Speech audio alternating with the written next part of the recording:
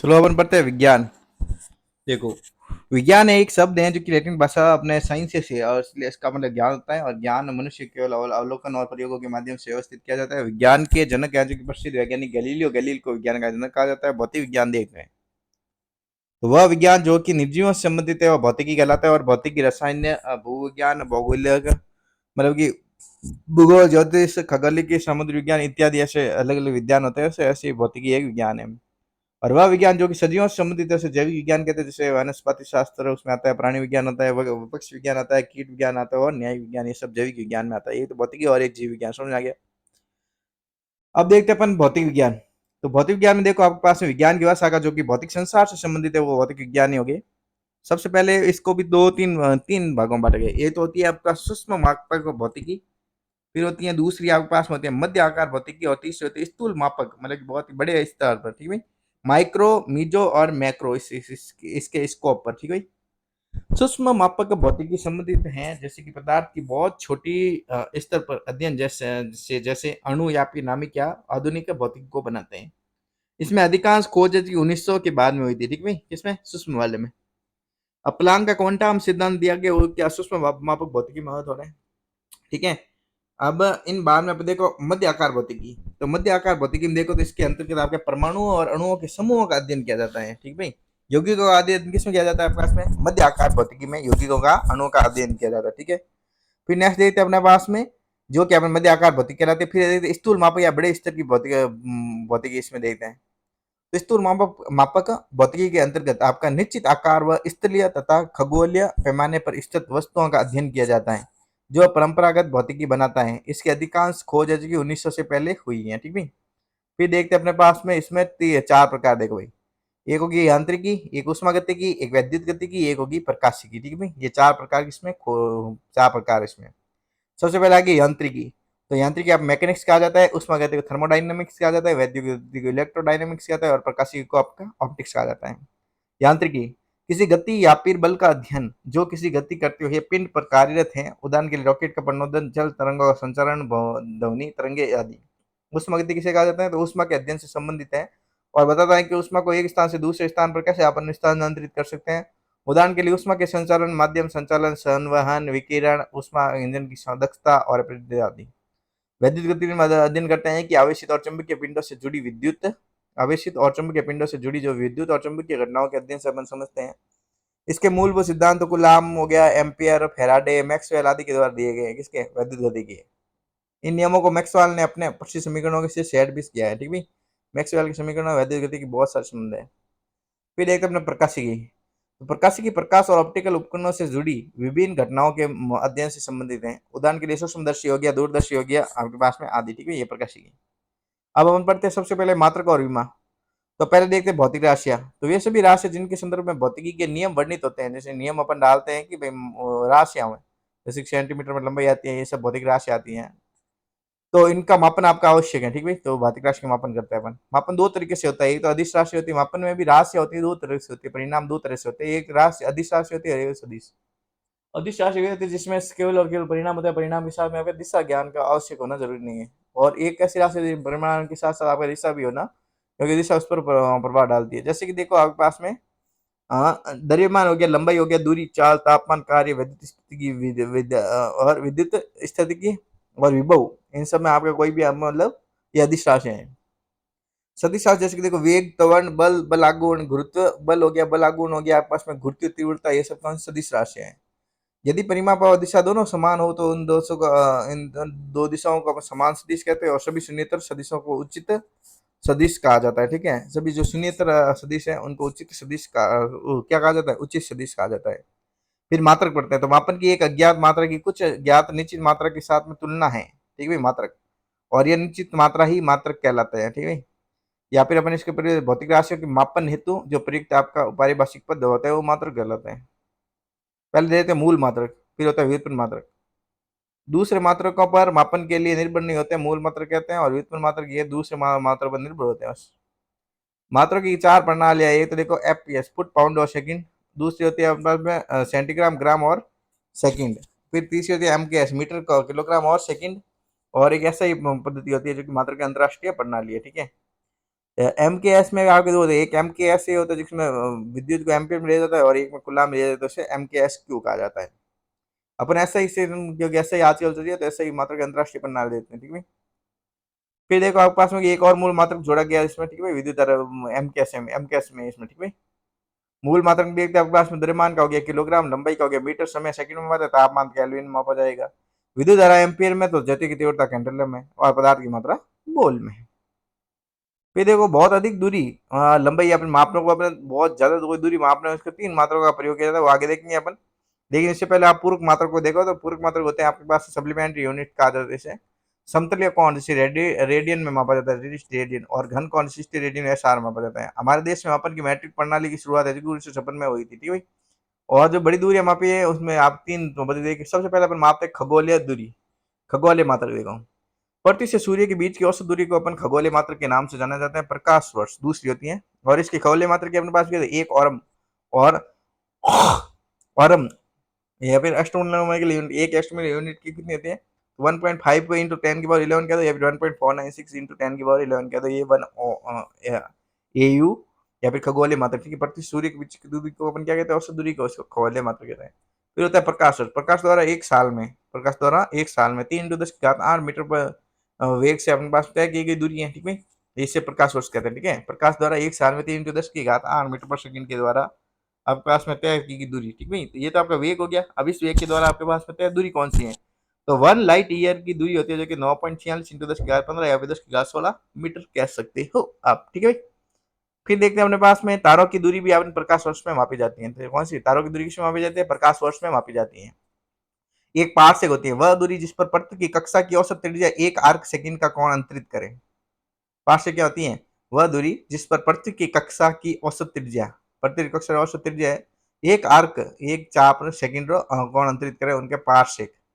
और एक पार्सेक दूरी कितनी है, तो 3.08 इंटू 10⁻16, या फिर मैं कह सकता हूँ कि 3.08 लाइट ईयर, या फिर 3.26 लाइट ईयर भी कह सकता हूँ एक पार्सेक बराबर, ठीक है।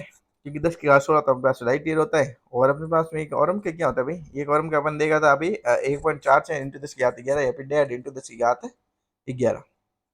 लंबाई के कुछ महत्वपूर्ण मार्क देखते हैं कि भाई, जैसे कि 1 इंच है, उसको अगर आपको मीटर में चेंज करना तो 254.0254। एक मील को 1.609 10⁻3 मीटर, एक मील क्या होता है भाई, तो आपके पास में होता है कि 1.0609, ठीक है, 1 या फिर 1.6 इंटू 10⁻3 मीटर। फिर एक फुट होता है 0.3048 मीटर, 0.3048 मीटर, 1 मीटर पूरा भी नहीं, ठीक है भाई। ये फुट क्या होता है, 0.3048 मीटर। फिर अपने पास होता है एक नॉटिकल मील होता है, जो कि 1.852 होता है इंटू 10 की, या फिर 1.8 इंटू 10⁻³ में अपने कह सकते हैं, ठीक है, नॉटिकल मील। फिर होते हैं एक यार्ड, एक यार्ड होता है जो कि पूरा का पूरा मीटर नहीं होकर 0.91 समथिंग ये मीटर होता है एक यार्ड में। क्षेत्रफल को मापने है तो अपन मात्रक देखो, तो एक बर्न होता है, एक बर्न होता है जो कि आपके पास में 10⁻−28, बहुत छोटे क्षेत्रफल को मान 10⁻−28 एक बर्न कहा जाता है। 1 एकड़ में आपके पास में 40-47 मीटर स्क्वायर आता है, ठीक है। कितना होता है, 40-47 मीटर स्क्वायर। और एक हेक्टेयर में, एक एकड़ में 40-47, और 1 हेक्टेयर में 10⁻4 मीटर स्क्वायर है आपके पास में, इतना क्षेत्रफल आता है, ठीक है भाई। फिर अपन नेक्स्ट देखते हैं, अपने पास में आता है कि द्रव्यमान को मापने तो मात्रक देखे तो 1 क्विंटल बराबर 100 किलोग्राम होता है। 1 टन या फिर 1 टन मैट्रिक टन अपन कहते हैं 1000 किलोग्राम होता है। 1 पाउंड में आपके पास में 0.4536 किलोग्राम होता है, ठीक है, कितना 450 ग्राम हुआ करे 1 पाउंड में। फिर है कि 1 क्विंटल में 100 किलोग्राम, 1 पाउंड में आपके पास में 16 आउंस होते हैं, इसी आप क्या बोलते हैं 16 आउंस, या फिर अपन बोलते हैं 0.4536 या 12 किलोग्राम बोल सकते हैं, ठीक है भाई। और 1 पाउंड में आपका 0.4536 आपका किलोग्राम होता है, और आउंस इसे, और इसी अपन क्या बोलते हैं 16 आउंस बोलते हैं 1 पाउंड में, या तो अपन बोलते 450 ग्राम या 445 36 ग्राम, या फिर अपन कह सकते हैं क्या भाई 16 आउंस, ठीक है। फिर नेक्स्ट अपन देखते हैं कि अपने पास में एक स्लग होता है 14.57 किलोग्राम को एक स्लग कहा जाता है। द्रव्यमान का सबसे बड़ा मात्रक होता है चंद्रशेखर सीमा, ओहो चंद्रशेखर सीमा, जो कि एक चंद्रशेखर सीमा सीमा होती है सूर्य के द्रव्यमान का 1.4 गुना, 1.4 टाइम्स ऑफ द सन, ये एक चंद्रशेखर सीमा। अत्यंत कम द्रव्यमान को मापने हेतु आपके पास में प्रमाणिक भार इकाई, जैसे कि आपको मापना हो एक एटमॉस्फेरिक यूनिट में परमाणु इस प्रमाणिक भार इकाई को, तो 1.66 इंटू 10⁻−27 होता है किलोग्राम, ये प्रमाणिक भार हो गया। कम द्रव्यमान को कैरेट इकाई में मापा जाता है, ठीक है। एक कैरेट में होता है 200 मिलीग्राम होता है। एक कैरेट में कितना होता है? 200 मिलीग्राम। कितना होता है? 200 मिलीग्राम एक कैरेट में। समय के लिए कुछ मतलब देते हैं सौर दिवस। पृथ्वी द्वारा अपने कक्ष पर घूर्णन करने में लगा समय सौर दिवस कहलाता है, सौर वर्ष। यह पृथ्वी द्वारा सूर्य की परिक्रमा करने में ये लगाया गया समय है, जो कि आपके पास में ये आपका 100 वर्ष का सौर वर्ष कहलाता है, ठीक है। फिर अपन देखते हैं अपने पास में आता है कि एक सौर वर्ष में आपके 365.25 दिवस होते हैं, और चंद्रमास में या चंद्रमास के द्वारा पृथ्वी की परिक्रमा पूरी करने में लिया गया समय जो चंद्रमास रहता है। एक चंद्रमास हार्ड 27.3 दिन हो जाएगा, ठीक है। सेक सेक का जो समय की सबसे छोटी कई सेक होती है। सेक में 10⁻⁻8 8 तो सेक, ठीक है। 8 बार सेक लगा दो, ठीक है। सेक में 8 8 का कॉमन सेक। दाब को मापने तो देखो तो एक बार बराबर के एक वायुमंडलीय दाब बराबर 10⁻5 न्यूटन मीटर प्रति स्क्वायर। यहाँ पे 10⁻5 पास्कल कहा जाता है। एक न्यूटन मीटर स्क्वायर बराबर क्या बोलते हैं? दाब की मात्रा होती है न्यूटन में मीटर स्क्वायर, ठीक है। एक वायुमंडलीय दाब 10⁻5 मीटर है, 10⁻5 पास्कल। एक मिली बार बराबर क्या होता है? 10⁻2 पास्कल। और एक टोर में क्या? एक मिमी ऑफ एच जी कॉलम, ठीक है। एक टॉर बराबर 1 मिलीमीटर ऑफ अपने कह सकते हैं एच जी कॉलम। फिर सामान्य उपयोग के लिए अपन परमाणु रेडियो धर्मिता के दो मात्रक देखते हैं, ठीक है। देखो परमाणु रेडियो धर्मिता के दो मात्रक देखिए अपन पास में। एक तो था क्यूरी, तो 3.7 × 10⁻10 डिसइंटीग्रेशन आपका प्रति सेकंड, ठीक है। ये होता है आपके पास में क्यूरी एक 3.7 × 10⁻10। और रोन्टेजन, एक रोन्टेजन में आपको ये भी परमाणु रेडियो धर्मिता का मात्रक है 2.58 × 10⁻4 कूलाम प्रति किलोग्राम। ब्रह्मांड के विस्तार को मापने के लिए आपके पास हबल स्थिरांक का उपयोग किया जाता है। किसका? हबल। किसमें? वो आते हबल है इसके अंदर, ठीक है।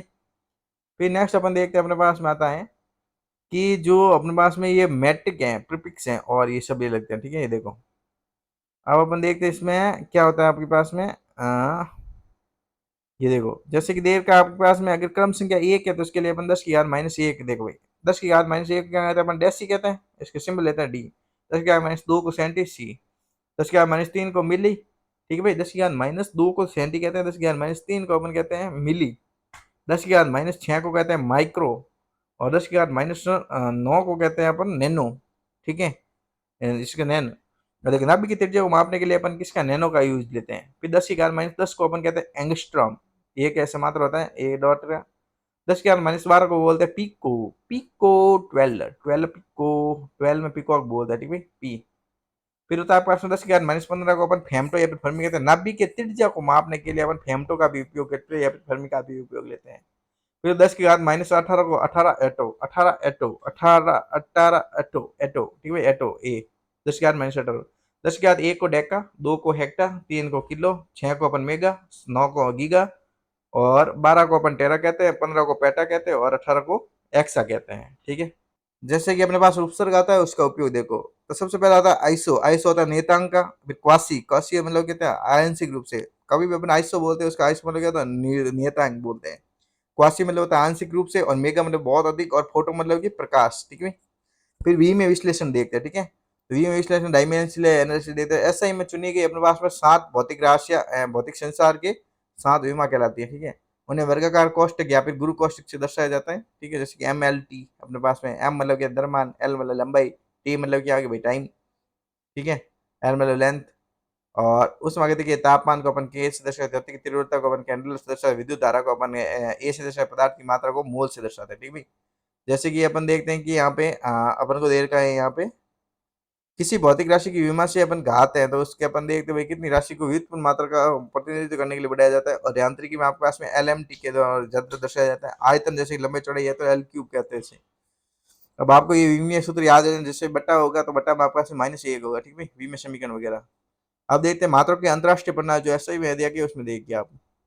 तो ऐसे में अपन देखते हैं तो अपने पास में देखो कि लंबाई लंबाई क्या होता है? मीटर, जो कि m0l1t दिखाता है। द्रव्यमान को अपन m1l0t, समय को देखते हैं m0l0t। उसके बाद देखो अपन तापमान को अपन क्या बोलते हैं? केल्विन, ठीक है। m0l0t0 और k1। आयतन को अपन मीटर क्यूब मतलब कि एल क्यूब से दर्शाएंगे। और अपने पास में छुरी, छुरी है जो होती है अपने पास में मीटर होती है। छुरी भी एक डिस्टेंस होती है जो मीटर में होती है। और m0l1 और t0 होती है, ठीक है, छुरी की। फिर नेक्स्ट अपन देखते हैं कि एक बैरल बराबर ये तो 159 लीटर होता है। एक बैरल में कितना होता है? 159 लीटर होता है, ठीक है। विस्थापन, विस्थापन होता है आपके पास में मीटर में होता है, ठीक है। आयतन, आयतन हो गया मीटर क्यूब। और एक बैरल में कितना होता है? अपने पास में 159 लीटर होता है, ठीक है भाई। फिर अपने पास में विस्थापन हो गया M1 M0 L1 और T0। उसके बाद में चाल होगी दूरी बटा समय मतलब मीटर प्रति सेकंड, ठीक है। तो M0 L1 और T-1। उसके बाद वेग वेग हो गया जो कि विस्थापन बटा समय तो मीटर प्रति सेकंड, या फिर हम बोलते हैं L1 और T-1। और त्वरण त्वरण हो गया वेग बटा समय मतलब कि क्या हो गया मीटर प्रति second square M1 L1 T square. मंदन मंदन भी अपन क्या बोलते हैं, त्वरण नहीं होता L1 माइनस T-2, ठीक है, माइनस वेग बटा समय होता है जो कि, ठीक है, नेगेटिव वेग और बटा समय होता है। मंदन कहा जाता है। भार या फिर बल क्या होता है अपने पास में, भार होता है आपके पास में द्रव्यमान इंटू घूर्ती त्वरण, और बल होता है अपने पास में द्रव्यमान इंटू त्वरण, ठीक है भाई।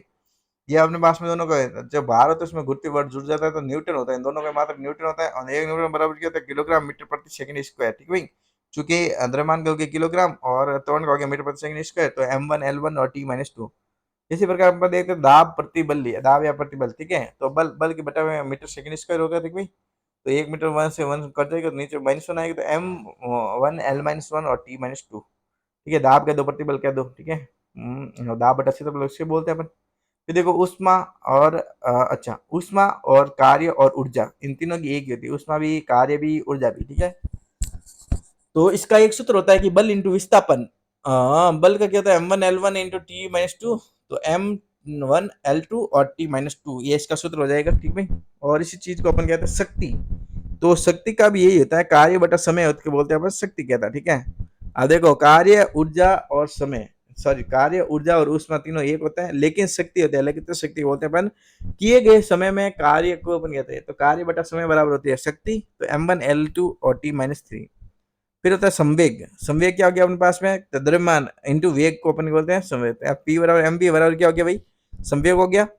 तो वेग को अपन देखते हैं मीटर प्रति सेकंड, और ये हो गया अपने पास में तो T-2। इस प्रकार से देखने पर आपके पास में प्राप्त होगा कि द्रव्यमान बराबर क्या हो गया भाई, जैसे कि आपके पास में हो गया द्रव्यमान किलोग्राम इंटू मीटर प्रति सेकंड, ठीक है भाई। तो M1 L1 और T-1 आवेग समान है, ठीक भाई। फिर देखते हैं अपने पास में विद्युत आवेश। विद्युत आवेश क्या होगी भाई, आपके पास कूलम, तो Q बराबर होता है I इंटू T, विद्युत धारा इंटू समय। तो अपन कहेंगे कि भाई विद्युत धारा इंटू समय। तो इस प्रकार से अपने पास में कूलम, कूलम भाई एम्पियर से दर्शाते हैं, ठीक है भाई। आवेश की मात्रा क्या होती है अपने पास में, कूलम, तो विद्युत धारा इंटू समय। तो अपने पास में हो गया A1 एम्पियर 1, ठीक भाई। नेक्स्ट अपन देखते हैं अपने पास में आता है एक मात्रा क्या आता है, विद्युत धारा। तो विद्युत धारा को अपन देखो भाई, जो अपना कूलम था उससे Q बराबर I इंटू T, विद्युत धारा इंटू अपने पास में समय। फिर विद्युत धारा का अपने पास में होता है, तो यहाँ पे T1 और A1 होना चाहिए था। फिर देखो विद्युत धारा, विद्युत धारा I बराबर क्या होता है, Q बटा T, आवेश बटा समय। तो एम्पियर, इस मात्रा क्या होता है अपन एम्पियर मापते हैं। और इसे अपन कहते हैं क्या भाई, जैसे कि यहाँ पे 1 जूल बराबर, ये भी आपको पता होना चाहिए कि आपको पास्कल मापा जाता है, इसको भाई मीटर सेकंड में। और जैसे भार और इस बल को इसको न्यूटन में मापा जाता है, द्रव्यमान इंटू त्वरण होता है, ये होता है, ठीक भाई। उसमें क्या होता है भाई, यहाँ पर वास्तव में बल इंटू विस्थापन बराबर इसको जूल कहते हैं, 1 न्यूटन इंटू 1 मीटर बराबर क्या होता है भाई, जूल होता है। फिर अपन बोलते हैं कि न्यूटन मीटर भी बोलते हैं इसे, और शक्ति को वाट में मापते हैं, किलोग्राम मीटर प्रति सेकंड कूलम में मापते हैं, आवेश को, ठीक है। उसके बाद एम्पियर हो गया। उसके बाद देखो वोल्टेज। वोल्टेज है जो कि विद्युत धारा इंटू प्रतिरोध, या फिर V बराबर IR, ठीक है। V बराबर IR है जो कि वोल्ट वोल्ट मानते हैं, या फिर ML2 T-3 और A-1 होता है।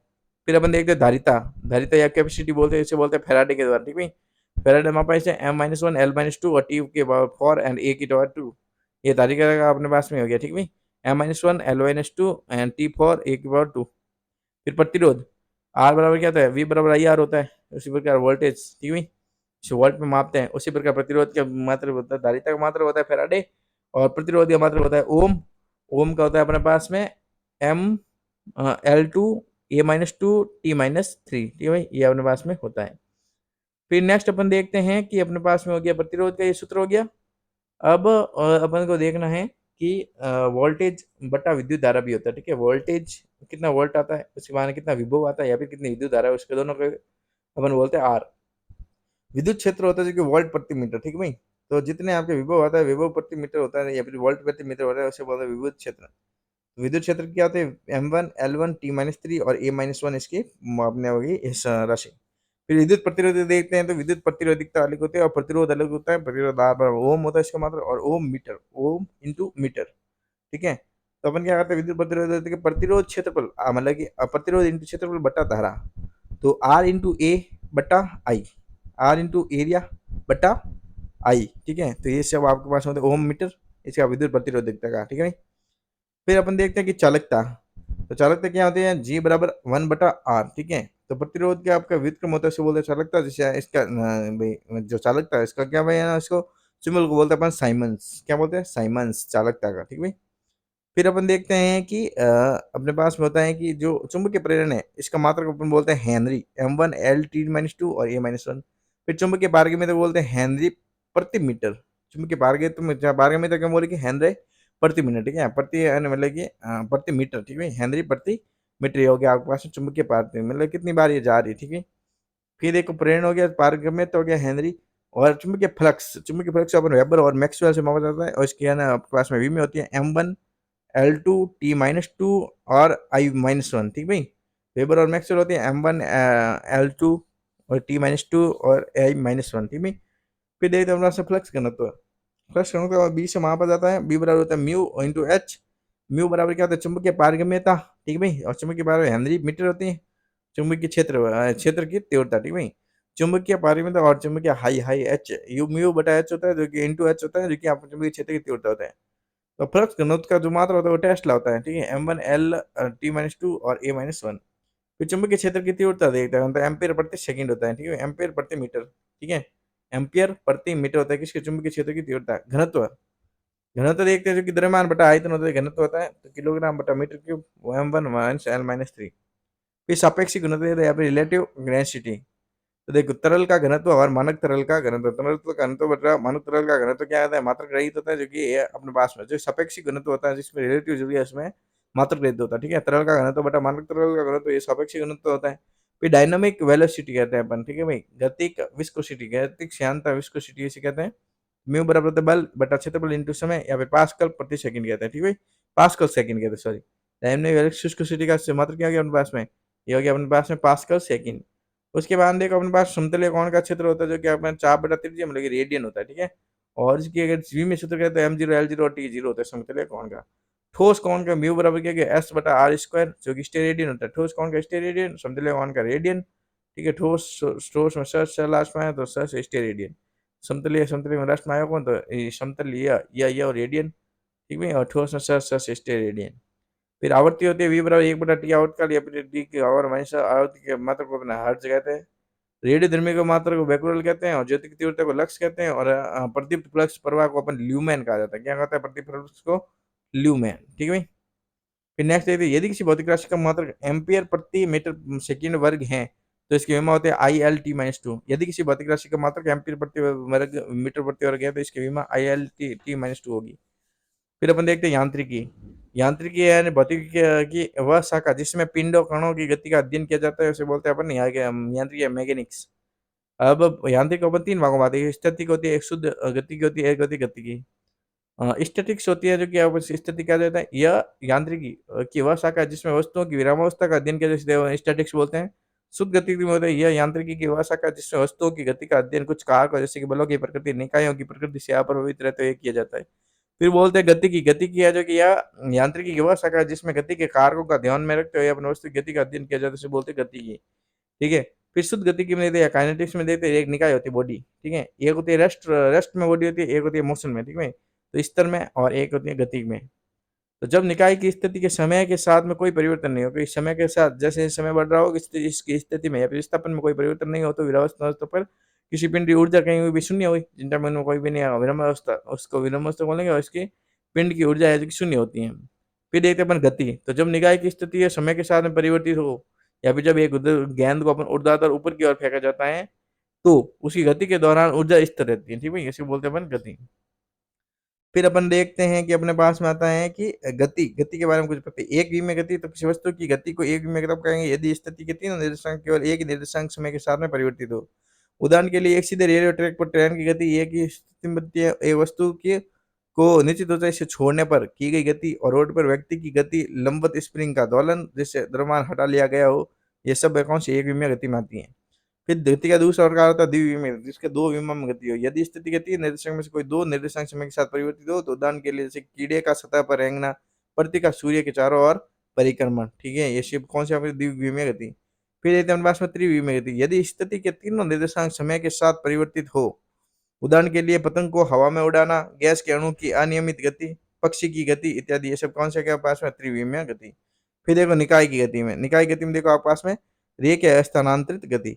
देखो कण सीधी रेखा में गति करता है, ठीक है। रेख या स्थानांतरित गति क्या है? कण है जो सीधी रेखा में गति करता है। स्थानांतरित गति वह गति होती है जिसमें निकाय के सभी कण समांतर सीधी सरल रेखा में सीधी रेखा में गति करते तथा दिए गए।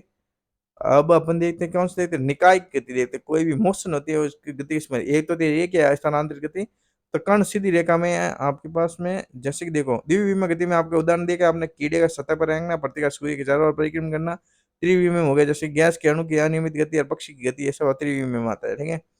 आप गति के निकाय के स्थान देखते हैं तो कण सीधी रेखा में गति करता है उसे बोलते हैं कि स्थानांतरित गति। स्थानांतरित गति वह होती है जिसमें निकाय के सभी कण है जो समांतर सीधी रेखा में गति करिया करे और दिए गए समयांतराल में समान दूरी पर विस्थापित हो जाते हैं। जैसे कि झुकी हुई सतह पर निकाय की गति, ठीक है, झुकी हुई सतह उस पर निकाय की गति होगी, ठीक है। फिर अपन देखते हैं कि एक वर्तीय गति या फिर घूर्णन गति होती है। तो वर्तीय गति इसमें कण या फिर बिंदु द्रव्यमान एक वृत्त के अनुदिश गति करते हैं, ठीक है। कण हो गया, बिंदु, द्रव्यमान हो गया, वो कैसे एक वृत्त के अनुदिश गति करते हैं, वर्ताकार, तो उसे वर्ताकार वर्तीय गति कहते हैं।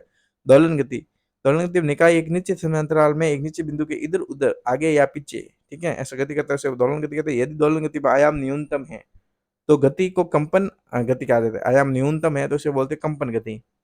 अब नोट देखो, सड़क पर चलते समय बैलगाड़ी के पहियों की गति स्थानांतरित और घूर्णनशील गति का उदाहरण है।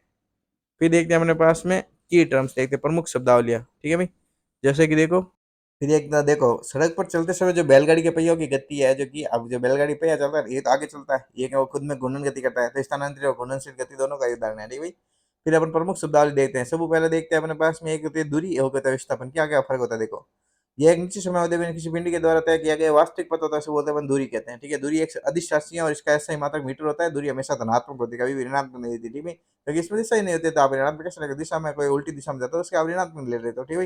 विस्थापन यह दो बिंदुओं के मध्य न्यूनतम दूरी है। यह एक सदिश राशि है और इसका मात्रक है जो कि आपके पास में, इसका मात्रक भी आपका मीटर है, ठीक है। तो विस्थापन धनात्मक, ऋणात्मक और शून्य हो सकता है। विस्थापन धनात्मक, ऋणात्मक और शून्य भी हो सकता है, ठीक है। समझ आ गया भाई। फिर देखते हैं आपके पास में चाल, ठीक है। कोई व्यक्ति है जो कि अपने गंतव्य स्थान से स्टार्ट होकर वो वापस से उसी अन्य स्थान पर आकर, प्रारंभिक स्थान पर आकर स्टार्ट हो जाता है, तब तो उसका स्थान शून्य हो जाता है, ठीक है, पुनः इसी स्थान पर, ठीक है। कोई एक व्यक्ति है जो कि स्कूल घर से स्कूल निकला और वापस घर आ गया तो उसका विस्थापन क्या हो गया, शून्य विस्थापन हो गया। समझेंगे भाई।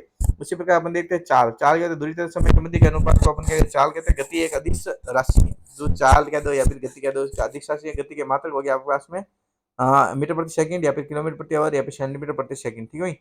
अपने पास में देखो भाई, जो चाल होती है एक वेग होता है, वेग जिसमें दिशा होती है, तो विस्थापन, विस्थापन के साथ के दिशा में अकॉर्डिंग आप समय को लेते हो तब आप वो वेग हो जाता है। अब देखो चाल होती है एक तो एक समान होती है, एक आपके पास में क्या होती है भाई असमान होती है। तो एक यदि वस्तु समान समय अंतराल में आपके पास में कोई दूरी तय करे, जैसे कि देखो 10 मीटर 10 सेकंड में, 20 मीटर अगले अगला 10 से 20 वो भी 10 मीटर में, 10 मतलब अगले 10 मीटर 10 सेकंड में, इस प्रकार से आपके पास करे तो समान चाल होती है। अगर आपके पास में देखो पहले 10 मीटर उसने 10 सेकंड में तय किए, उसके बाद में अगले 7 मीटर उसने 10 सेकंड में तय किए, उसके बाद में अगले 12 मीटर है जो कि 10 सेकंड, अगले 10 सेकंड में 12 मीटर तय करे, उसके बाद में अगले 10 सेकंड में आपके पास में उसने 15 मीटर सेकंड किए, ठीक भाई। तो इसी प्रकार से अपन देखते हैं कि ये केवल आपका असमान का ऐसा ग्राफ बनता है, एक कर्व लेता हुआ, और ये आपके पास में एक सीधी लाइन बनती है, ठीक भाई।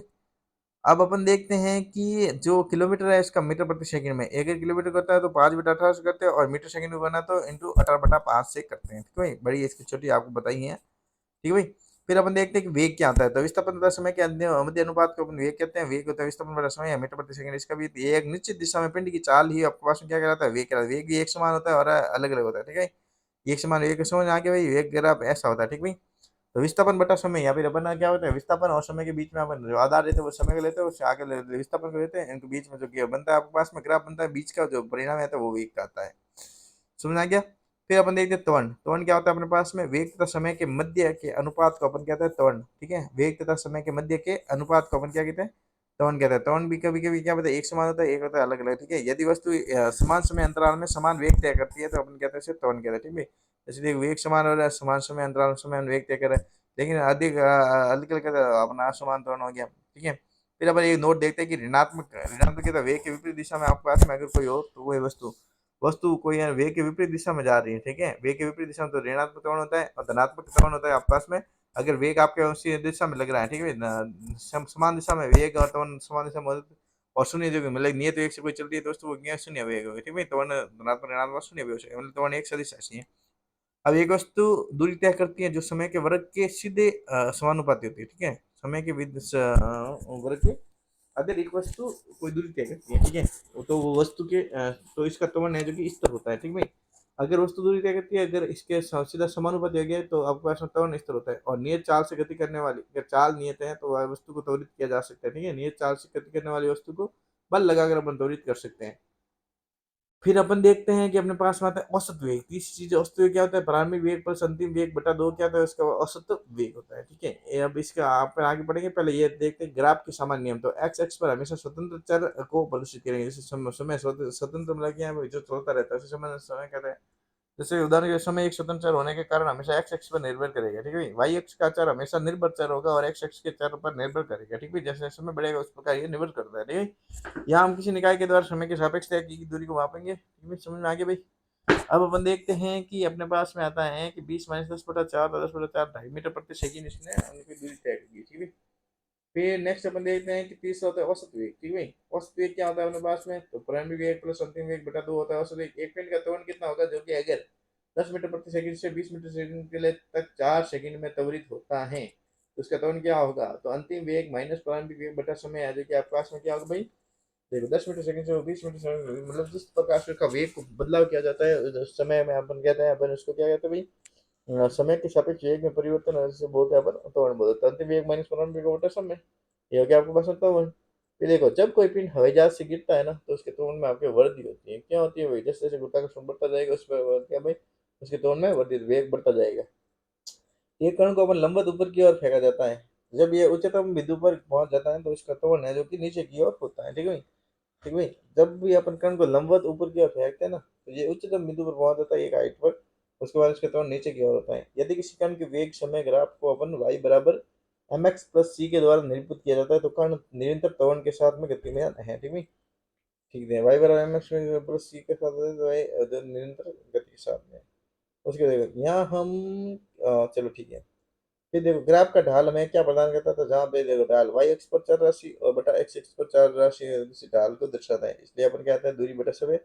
दूरी समय ग्राफ का ढाल है जो कि प्रदर्शित करेगा, ठीक है। दूरी बटा समय क्या होगा भाई, आपके पास में चाल। फिर देखो आपके पास में विस्थापन और समय में कौन सा, तो ये वेग, वेग ग्राफ को दर्शाएगा, वेग और समय का तो त्वरण को, ठीक है। और ग्राफ का क्षेत्रफल है जो किसको प्रदर्शित करता है, देखो भाई जैसे कि आपके पास में दे दिया वेग और समय, तो इसका क्षेत्रफल है देखो आपके पास में क्या करेंगे आप भाई, वेग बटा समय, वेग बटा समय आपके पास में क्या आ गया भाई, विस्थापन, ठीक है। अब देखो जैसे कि अपन कहते हैं कि क्षेत्रफल, क्षेत्रफल क्या करते हैं, दो चीजों को गुना करते हैं तो क्षेत्रफल होता है। तो वेग इंटू समय क्या हो गया आपके पास में, विस्थापन, ठीक है। और इसी प्रकार आपके पास में चाल इंटू समय, स्पीड इंटू टाइम क्या होगा आपके पास में, दूरी। तो क्षेत्रफल से दूरी को दर्शाता है, इसी प्रकार समझ में आ गया भाई ये चीजें। यदि बनाया गया ग्राफ एक सीधी रेखा से दर्शाता है जो एक्स एक्स पर झुकी हुई है, ठीक है। यदि बनाया गया ग्राफ एक सीधी रेखा से दर्शाया जाता है जो कि एक्स पर झुकी हुई है, तो वन इंटू समय क्या होगा भाई आपके पास में, क्षेत्रफल के रूप में समझ में आ गया भाई। दो राशि का गुणा, दो राशि का बट्टा होता है जो कि आपके पास में ये लाइन से दर्शाते हैं। जैसे कि देखो आपके पास में इस तरह से समय हो गया तो आपके पास में एक समान वेग हो गया, एक समान चाल होगी, एक समान त्वरण हो गया। अगर ये ऐसे वक्र ऐसे कवर, एक ग्राफ एक वक्र है तो वक्र होने के बाद आपका असमान त्वरण हो गया। और यदि ढाल आपके पास में बढ़ता हुआ तो मात्रा का मान बढ़ेगा, ठीक है। जैसे कि देखो मात्रा का मान बढ़ेगा, जैसे कि देखो जैसे तो बढ़ता बढ़ता हुआ त्वरण, ठीक है, ऐसे ढाल बढ़ रही है तो आपके पास में बढ़ता हुआ त्वरण है। ढाल घटता हुआ हो तो आपको ऐसे इस प्रकार से घटता हुआ त्वरण दिखाया जाता है। और यदि सीधी अक्ष एक अक्ष के समांतर है, यदि वाई अक्ष पर नियर है तो एक्स अक्ष के मान के परिवर्तन हो रहा है लेकिन दूरी समय के साथ में परिवर्तन नहीं हो रही तो निकाय स्तर होगा, इस प्रकार का ये होगा। वेग समय के साथ में परिवर्तन नहीं होता तो वस्तु एक समान गति अवस्था में होते हैं तो ये होता है। और नियत एक समान त्वरण होता है तो ये आपके पास होता है। प्रक्षेप्य, अब जब किसी पिंड को क्षैतिज तल से अपने पास में, जब किसी भी पिंड को अपन क्षैतिज तल से, ठीक है, जब किसी पिंड को अपन क्षैतिज तल से, ठीक है, जब किसी पिंड को क्षैतिज तल से अपन ऊपर की ओर फेंका जाता है तो ऊपर की ओर गति है जो फेंकी गति को इसका प्रक्षेप्य बताया है। प्रक्षेप्य गति के उदाहरण हो गए जैसे कि देखो एक समान वेग से चलती हुई रेलगाड़ी में एक व्यक्ति प्लेटफॉर्म पर एक गेंद गिराता है तो प्रक्षेप के द्वारा देखा गया मार्ग प्रबल दिखाई देता है। उड़ते हुए विमान से अपन बम गिराना और पत्थर का टुकड़ा किसी दिशा में फेंकना, राइफल से निकली गोली, और एक एथलीट के द्वारा जेवलिन और हैमर को फेंकना, और पानी की टंकी के तल के पास एक छेद से निकलने वाला पानी, ठीक है, वो भी आपके पास में क्या दिखाता है, परवलय कार्य करते हैं, ठीक है। फिर अपन देखते हैं कि अपने पास में प्रोजेक्शन पथ हो गया, ठीक है। क्षैतिज से प्रक्षेप किया गया एक निश्चित ऊंचाई पर परिलंबाकार होता है, टावर से गिरा है, ठीक है। इस प्रकार से आपको उदाहरण देख लेना आपको। फिर इसी प्रक्षेपी पथ में आपके पास में 3-4 टाइप के टाइम फ्रेम होते हैं। ये तो होते हैं उड्डयन काल, तो यह वो समय होता है जब तक के लिए प्रक्षेप्य उड़ान अर्थात गति सतह पर पहुंचने से पूर्व में रहता है, उसे बोलते हैं अपन उड्डयन काल। क्षैतिज परास क्या होता है, तो उड़ान के दौरान प्रक्षेपित तय की गई क्षैतिज दूरी को अपन बोलते हैं क्षैतिज परास। फिर ठीक है, अधिकतम क्षैतिज परास प्राप्त करने वाली वस्तु को 45 डिग्री कोण पर कोण से प्रक्षेपित किया जाना चाहिए। यह सिद्धांत आपके एथलीटों के द्वारा ऊंची कूद, javelin throw, cricket ball throw इत्यादि में शामिल किया 45 डिग्री के कोण पर। पृथ्वी की सतह से प्रक्षेपित एक प्रक्षेपी गति में इसके वेग का अपन क्षैतिज घटक स्तर रहता है। गति के समीकरण देखते हैं, तो 4 समीकरण होते हैं गति के, जो वस्तु की गति का अध्ययन करने में उपयोग में आते हैं। v बराबर u प्लस ए टी, जो कि v मतलब कि अंतिम वेग बराबर प्रारंभिक वेग प्लस त्वरण इंटू समय। फिर होता है s बराबर U T plus 1/2 A T square, तो ये आपके पास प्रारंभिक वेग और समय और त्वरण के रूप में, और s बराबर होता है U T plus 1/2 A T square, समय और स्थिति, ठीक है। s बराबर विस्थापन वगैरह हो गया। फिर प्रारंभिक अंतिम वेग और इसमें वेग स्थिति का देखते हैं, ठीक है। तो ये से बोलते हैं वेग स्थिति समीकरण 2as v इसका बराबर u square plus 2s v बराबर u प्लस 80 और s बराबर ut प्लस 1/2 at स्क्वायर। चौथा होता है dn बराबर u plus a/2 and 2n minus 1, ठीक है भाई। जहाँ पे ये आपके पास में हो गया और n आपके पास में क्या हो गया भाई, dn हो गया n सेकंड में तय की गई दूरी और n सेकंड हो गई, ठीक है। dn बराबर u plus a/2 and 2n minus 1। किसी वस्तु को मुक्त अवस्था में गिराने पर इसमें वस्तु का नियत त्वरण है, जो कि जी के साथ में एक समान गति में माना जाता है, ठीक है। मुक्त अवस्था में जी के साथ में एक समान त्वरण में माना जाता है। फिर अपन देखते हैं कि जहां जी बराबर गुरुत्व के कारण त्वरण है, ठीक है, धनात्मक लेंगे जी प्लस जी और ऋणात्मक लेंगे माइनस जी। सामान्य तो वह निकाय जो कि प्रति शतक की और गति करता है, उसे प्लस जी के साथ में लिया जाता है। सामान्य तो वह निकाय जो कि प्रति से ऊपर की ओर गति करता है, उसे माइनस जी के साथ आता है, ठीक है। फिर देखते हैं वह निकाय जिसे शून्य प्रारंभिक वेग के साथ नीचे गिराया जाता है, तो समीकरण आपका जी प्लस डाउन नीचे की ओर होगा, v बराबर ut plus C T G T होगा, ठीक है। s बराबर ut plus 1/2 G T square होगा, v square plus u square plus 2as होता है। तो जैसे जी होगी तो अपने पास में आप क्या कहेंगे, इसे 2gs कहेंगे, ठीक है, क्योंकि u बराबर इसके कंडीशन में क्या होता है, सब कंडीशन में जीरो हो जाता है। वन का जिसे शून्य प्रारंभिक वेग के साथ में नीचे गिराया जाता है, तो आपके पास में जी प्लस तो डाउनवर्ड होगा, लेकिन u सब जीरो हो जाए। यदि एक वस्तु ऊपर की ओर गति करती है, तो अधिकतम ऊंचाई वाले बिंदु पर पहुंचने पर अंतिम वेग जो कि शून्य हो जाता है, ठीक है। इस प्रकार अंतिम वेग में शून्य से आपके पास में ये बन जाएगा। एक चट्टान के किनारे पर खड़ा एक व्यक्ति एक पत्थर को निश्चित गति से सीधा ऊपर की ओर फेंकता है, ठीक है। फिर वह उसी गति से दूसरा पत्थर नीचे की ओर फेंकता है, ठीक है। फिर जमीन से टकराने पर दोनों पत्थरों की गति का अनुपात क्या होगा, देखो भाई। पहले तो क्या है, प्रारंभिक वेग u, विस्थापन माइनस एच और त्वरण आगे माइनस जी, अगर ऊपर की ओर जा रहा है तो, ठीक है। अंतिम वेग क्या होगा, -v1, ठीक है। गति की प्रथम समीकरण से देखें तो v स्क्वायर माइनस v1 ये वाला v1 तो हो गया आपके पास में, अंतिम वेग हो गया u स्क्वायर प्लस 2gh। जब पत्थर को नीचे की ओर फेंका जाता है तो अपने पास में प्रारंभिक वेग क्या हो गया भाई, -u, विस्थापन हो गया -h और त्वरण क्या हो जाएगा अपने पास में +g। तो अंतिम वेग इस प्रकार v2 करने से हमें ये सब सो v1 और v2 का अनुपात क्या होगा अपने पास में, 1 ही होगा, ठीक है। तो इन दोनों का अनुपात आपके पास में क्या 1:1 को समान होगा, मतलब गति का अनुपात सेम होगा। समझ आ गया भाई। फिर देखो, यदि शरीर प्रारंभ में 10 मीटर प्रति सेकंड के वेग के साथ आगे बढ़ रहा है, ठीक है, और ये 5 सेकंड के लिए 2 मीटर प्रति सेकंड के त्वरण से गुजरता है, तो इन 5 सेकंड में शरीर का विस्थापन कितना होगा, ठीक है भाई। तो शरीर प्रारंभ में तो 10 मीटर प्रति सेकंड स्क्वायर, उसके बाद क्या भाई, तो यू बराबर 10 मीटर प्रति सेकंड और ए बराबर क्या 2 मीटर प्रति सेकंड, तो ए बराबर देर का 5 सेकंड, ठीक है। अब अपन को निकालना क्या है, इसमें निकालना है अपन पास में कि v बराबर तो स्थिति निकाली, दूसरी समझ जाए विस्थापन कितना हुआ, तो विस्थापन देखते हैं s बराबर ut plus 1/2 eighty square, value रखी अपने पास आंसर आ गया। फिर देखो 1 मीटर प्रति सेकंड इसके त्वरण दे रखा है और पिंड का वेग दे रखा है, प्रारंभिक और अंतिम वेग दे v स्क्वायर प्लस 2as, तो नीचे अंतिम पिंड का विस्थापन v square plus u square plus 2 इसके या तो लिख दो, या फिर लिख दो v बराबर u प्लस 80 लिख दो, इससे भी हो जाएगा, ठीक है। तो इस प्रकार v बराबर u प्लस 80 हमने लिखा है। तो पहले अपन को टाइम चाहिए होगा, तो इस प्रकार अपन अगर वो इसे करेंगे एस बराबर यू टी प्लस 1/2 स्क्वायर, उसमें भी आपके पास में, और या V square plus U square plus 2as चाहिए, तो वो उससे हो सकता था, तो वी स्क्वायर बराबर यू स्क्वायर प्लस 2as से हो सकता था। टी बराबर अपन को निकाला था 20-15/1, ठीक है भाई। 20-15/1, तो अपने पास में वी माइनस इससे अपने पास में टी निकल गया, ठीक है। अब अपन को स्थिति निकालनी, तो वी स्क्वायर बराबर यू स्क्वायर प्लस 2as से क्यों नहीं निकल सकता मेरे पास में, निकल तो सकता है भाई। जैसे कि 20 का स्क्वायर हो गया 400, 400 में से आपको निकाल दिया 225, तो आपके पास में बच गया आपके पास में ये 175। 175 बराबर 1/2, नहीं 2s, 175/2 इंटू 2, 175 और 175 300, 34, 350, 350/1 का 1 हो गया, तो फिर 350 लगभग हो जाएगा ये। तो अपन कुछ गलती करें, गति की दूसरी विस्थापन ज्ञात किया, इस पर यूट्यूब से टाइम निकाल दिया, टाइम से अपने कर दिया, ठीक है। सिद्धांत है कि एक समान त्वरण से गति करती हुई, एक सिद्धांत देखो भाई, एक समान त्वरण से गति करती हुई वस्तु का अंतिम वेग है जो क्या पास में क्या था, 2 इंटू औसत वेग माइनस अंतिम वेग, ठीक है। तो देखो, तो क्या होता है भाई, जैसे देखो अंतिम वेग बराबर v बराबर क्या गया 2, v बराबर t बराबर हो गया बस में 2, u प्लस वी बटा 2 माइनस यू, ठीक है। 2 इंटू औसत वेग क्या गया u प्लस वी बटा 2, ठीक है, माइनस अंतिम वेग माइनस यू हो गया, तो अंतिम वेग बराबर क्या गया v बराबर, समझ आ गया। फिर देखते हैं कि स्तर बल 2 सेकंड की अवधि के लिए 10 किलोग्राम की वस्तु पर कार्य करता है, ठीक है। एक स्तर बल है 2 सेकंड की अवधि के लिए, स्वयं 2 सेकंड हो गया, 10 किलोग्राम द्रव्यमान की वस्तु पर द्रव्यमान हो गया 10। यह वस्तु के वेग को अपने 5 मीटर प्रति सेकंड से बढ़ाकर 10 मीटर प्रति सेकंड कर देता है। अब यदि बल 5 सेकंड की अवधि के लिए लगाया जाता है तो वस्तु का अंतिम वेग क्या होगा, तो लगाए गए बल का परिणाम क्या होगा। सबसे पहले द्रव्यमान देखा, एम बराबर 10 किलोग्राम, यू बराबर हो गया 5 में 5 मीटर पर सेकंड, पी बराबर हो गया 10 मीटर पर सेकंड। ये हो गया प्रथम कंडीशन के लिए, ठीक है। तो प्रथम में एफ बराबर क्या होता है हमारे पास में, एम इंटू ए बटा टी, ठीक है। तो वो एफ बराबर फोर्स बराबर क्या हो गया अपने पास में 10, इसमें अपन निकाल दिया, पहले कंडीशन में क्या अपने पास में 25 न्यूटन बल करता है, ठीक है। फिर देखो अपने पास में अब ये तो अपने पास में फोर्स हो गया 25 न्यूटन आ गया। कोई वस्तु दूरी तय करती है जो समय के वर्ग के समानुपाती होता है तो इसका त्वरण इस तरह रहता है, ठीक है। अगर कोई वस्तु दूरी तय करती है जो कि समय के वर्ग के समानुपाती होता है इसका त्वरण इस तरह रहता है। इस बार उसने क्या कहा, 5 सेकंड की अवधि की तथा तो लगाया जाए, ठीक है। तो इसमें क्या परिणाम होगा, तो इसमें इसका स्तर किया गया है। अब अपन देखते हैं तो अपने पास में मिलता है यहाँ पे, ठीक है। तो इस प्रकार से अपन को मिल गया यहाँ पे इसका त्वरण इस तरह, ठीक है। 25 न्यूटन मिल गया बल। अब 5 सेकंड के लिए लगो, लेकिन इसका क्या क्या बताओ ना आपका इस तरह के। अब देखते हैं न्यूटन की गति के नियम देखते हैं। तो 1687 में आपके पास में सर आइजैक न्यूटन थे।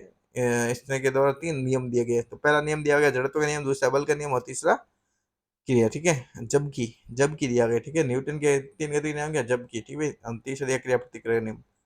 जड़त्व का नियम बोलता है कि विराम है तो विराम में रहेगी, गति है तो गति में रहेगी, जबकि नियम का पे बाह्य बल शून्य है। बल का नियम बोलता है जब बल पर आरोपित किया तो वस्तु त्वरित हो जाती है, और क्रिया प्रतिक्रिया प्रत्येक वस्तु अपनी क्रिया के प्रति प्रतिक्रिया लगाते हैं। न्यूटन का पहला नियम जड़त्व नियम यह बोलता है कि आपके पास में यदि कोई पिंड विरामावस्था तब तक विरामावस्था रहेगी जब तक उस पर बाह्य बल है। जड़त्व क्या बोलता है आपको इसमें, किसी वस्तु की स्थिति या फिर गतिशील स्थिति में परिवर्तन का विरोध करने की प्रवृत्ति को जड़त्व कहते हैं, इनर्शिया कहते हैं इसे। वस्तु के द्रव्यमान के द्वारा मापा जाता है। वस्तु जितनी अधिक भारी होगी उसकी स्थिति में परिवर्तन करने के लिए बल उतने अधिक लगाना पड़ेगा, ठीक है। जड़त्व गैलीलियो गैलीली थ्योरी, जड़त्व वैज्ञानिक के द्वारा नाम दिया गया, किसको, गैलीलियो गैलीली के द्वारा जड़त्व नाम दिया गया। अर्थात जिस पिंड का द्रव्यमान ज्यादा होगा, जिस पिंड का द्रव्यमान ज्यादा होगा उसका जड़त्व भी ज्यादा होगा, वह हमेशा गति का विरोध करेगा, ठीक है। ये आपके पास में जड़त्व यही बात कहता है। अब मात्रात्मक रूप से जड़त्व के व्यक्ति उसके द्रव्यमान से मापा जाता है। 3 प्रकार के जड़त्व है, विराम का जड़त्व, गति का जड़त्व और दिशा का जड़त्व। विराम का जड़त्व देखने के लिए उदाहरण देखो, स्थिर अवस्था की परिवर्तित करने की वस्तु की असमर्थता, और स्थिर अर्थात स्थिर वस्तु की स्थिर रहना चाहेगी जब तक इस पर कोई बाह्य बल आरोपित ना हो, ठीक है, शून्य गति की स्थिति। फिर देखते उदाहरण के लिए हम पास में देखो, फॉर एग्जाम्पल यदि हम स्थिर बस में खड़े हैं और ड्राइवर बस को अचानक चला देता तो हम एक झटके से पीछे की ओर जाते हैं।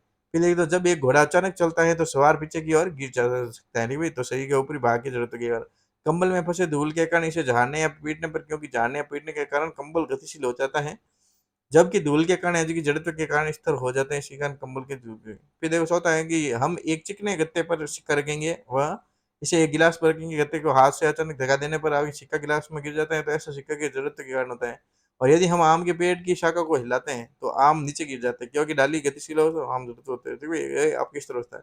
फिर गति के जड़त्व का देखो, यदि एक वस्तु की एक समान गति में होती हैं तो यह स्वयं के द्वारा त्वरित या मंदित तो नहीं हो सकती, यह असमर्थता ही गति का जड़त्व कराते हैं। उदाहरण के लिए मान लीजिए हम एक गतिशील बस में खड़े हैं तो ड्राइवर को अचानक ब्रेक ले तो हम झटके की आवाज, क्योंकि अपने शरीर गति में था। जब बस अचानक हमारे पैर घर्षण के कारण रुक जाते हैं, वह सापेक्षिक गति पैर और बस के तरल के मध्य में हो जाती है, लेकिन से शरीर जड़त्व के कारण इस कारण हम आगे की ओर झुकते हैं। समझ आ गया भाई जड़त्व की काइनेटिक मोशन क्या है। फिर दूसरा देखें तो पूर्ण गति से दौड़ता हुआ घोड़ा जब अचानक रुकता है ना तो सवार के आगे की ओर गिरने का ज्यादा डर रहता है, क्योंकि उसका शरीर तो बस जड़ता रहता है और घोड़ा इससे एकदम स्थिति तेजी से चलते हुए वाहन से कूदने पर हम आगे की ओर गिरते हैं, क्योंकि पृथ्वी की सतह पर आगे आने के बाद में हमारे पैर है जो कि इस तरह अवस्था में आ जाते हैं, परंतु शेष शरीर गति के जड़त्व के कारण आगे की ओर गति करता है। फिर देखो, लंबी कूद से पहले एक एथलीट कुछ दूरी दौड़ता है, क्योंकि दौड़ के समय का वेग यानी कि कूदने के समय के वेग में जुड़ने पर वह अधिक दूरी तक कूद पाता है। ठीक है। फिर देखते, जब कोई चलती हुई कार अचानक रुकती है तो यात्री के आगे की ओर, क्योंकि ब्रेक लगने से आगे फिर देखते दिशा का जरूरत है। किसी वस्तु की गति की दिशा बदलने की असमर्थता है। ठीक है। जैसे कि कोई दिशा है, उसी दिशा में वो आ रही है तो उसी दिशा में आती रहेगी। ठीक है। उसकी असमर्थता है। जब तक किसी वस्तु पर वायु बल नहीं उसी दिशा में वे अपन को परिवर्तन नहीं। जैसे उदाहरण के लिए देखो, एक छाता में बारिश से बचाता है, यह दिशा के जड़त्व के गुण पर आधारित होता है। ठीक है। फिर देखो, आपके पास में हो गया कि यदि एक पत्र को रस्सी से बांध के घुमाया जाता है तो रस्सी अचानक टूट जाती है, पत्र पूर्व वर्ताकार पथ की स्पर्शिका के अनुदिश ही गति करेगा। सही बात है। फिर देखो, जब एक कार को अचानक घुमाया जाता है तो अंदर बैठा हुआ व्यक्ति विपरीत दिशा की ओर जाता है, क्योंकि व्यक्ति का शरीर दिशा के जड़त्व के कारण पूर्ववत दिशा की ओर गति करता है। ठीक है। फिर देखते हैं, किसी वाहन के घूमते हुए पहिए कीचड़ को बाहर की ओर फेंकते हैं। ठीक है। दिशा के जड़त्व के कारण ये स्पर्शिका के अनुदिश होते हैं। ठीक है।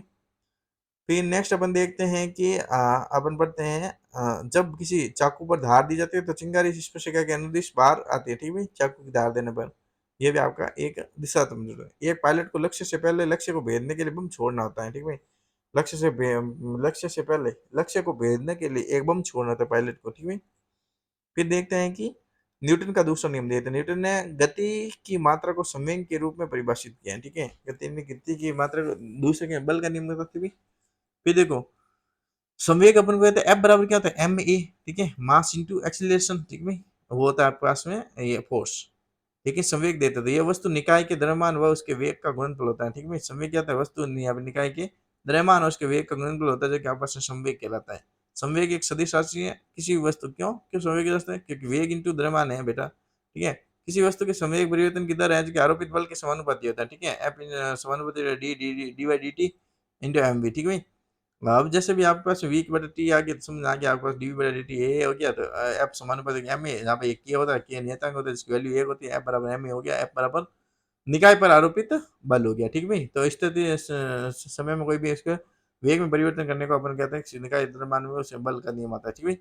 ए वाला निकाय का त्वरण हो गया, यदि वस्तु के बल और द्रव्यमान का परिणाम हमें ज्ञात हो, यदि वस्तु का बल ज्ञात हो, हमें द्रव्यमान का परिणाम ज्ञात हो, ठीक है, तो हम त्वरण की गणना कर सकते हैं। बल का ऐसा ही मात्रक होता है न्यूटन होता है, और सीजीएस पद्धति में इसे डाइन भी कहा जाता है। ठीक है। फिर देखते हैं, 8 किलोग्राम की द्रव्यमान एक 4 मीटर प्रति सेकंड के वेग से गति कर रहा है, तो इसका संवेग क्या होगा, तो 8 × 4 32 मीटर प्रति सेकंड। अब द्रव्यमान m और वेग a की एक गोली द्रव्यमान m के टुकड़े के बड़े ब्लॉक में लाई जाए, सिस्टम का अंतिम वेग क्या होगा, तो देखते हैं अपने पास में अंतिम वेग क्या होगा। तो देखो, गोली का द्रव्यमान m, वेग बराबर है a, बड़े लकड़ी के बुलेट का द्रव्यमान है m। ठीक है।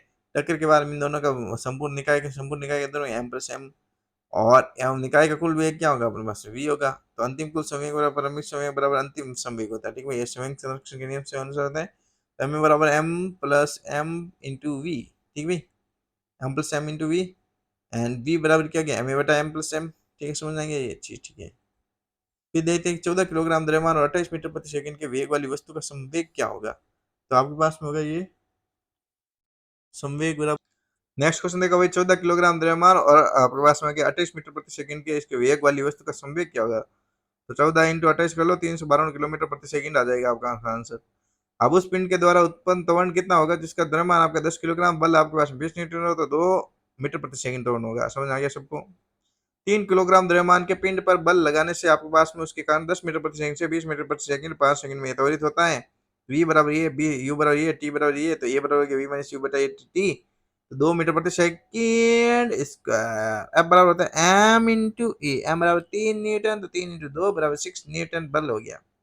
एक विशेष प्रणाली में लंबाई, द्रव्यमान और समय की इकाइयों को 10 सेंटीमीटर, 10 ग्राम और 0.1 सेकंड के रूप में जोड़ा जाता है, तो इस प्रणाली में बल का नया मात्रक क्या होगा, तो देखो आपके पास होगा 1 न्यूटन बराबर 1 किलोग्राम पर 10 की 3 मतलब 0.1, तो 0.1 नया मात्रक कौन सा होगा, 0.1 न्यूटन।